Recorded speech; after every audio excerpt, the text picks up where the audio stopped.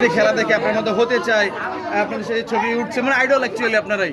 তো তাদের মাঝে এসে কতটা ভালো লাগছে এবং কতটা মনে হচ্ছে একটা ফুটবল নেশন আরও ডেভেলপ করা সম্ভব? জি জি, আমার অনেক ভালো লাগছে ওদের সবাইকে দেখে। মনে হচ্ছে আমি আমাকে দেখতে পাচ্ছি যে ওনারা অনেক স্ট্রাগল করতেছে, ন্যাশনাল টিমে খেলতে চায়। এটা অনেক ভালো জিনিস, আমার অনেক ভালো লাগতেছে সবাইকে দেখে। আর সামনে তো ন্যাশনাল টিমেরও মিশন আছে, কতটা অপটিমিস্টিক আমরা যে আসলে সান মারিনোর সাথে খেলা কেমন হতে পারে? জি জি জি, আমি অনেক এক্সাইটেড খেলার জন্য, বিকজ আমাদের সবসময় ন্যাশনাল টিমে থাকলে সবাই এক্সাইটেড থাকে যে আমাদের জার্সি পরে মাঠে নামবো। সো আমি অনেক excited, I can wait to play and আমি আমার বেস্টটা দিতে চাই। নতুন হেড কোচ নিয়োগ হয়েছে, তাকে নিয়ে কতটা আপনার হোপফুল অ্যাকচুয়ালি নিউ হেড কোচের অধীনে কেমন হতে পারে নেক্সট মিশনটা?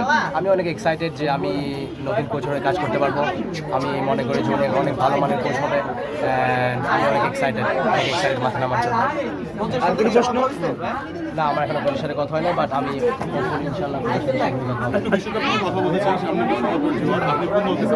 আমি পর্তুগালকে সাপোর্ট করছেন, বাট বাংলাদেশের সবসময় আমরা দেখি যে ব্রাজিল আর্জেন্টিনা একটা উন্মাদনা থাকে, অন্য লেভেলের একটা ক্রেজ থাকে। এই ক্রেজটা কতটা মিস করেন? বা মিস করি, বাট আমি তো পর্তুগাল সাপোর্টার, সো আমি রোনালদো ফ্যান, সো আমি পর্তুগালি সাপোর্ট করি।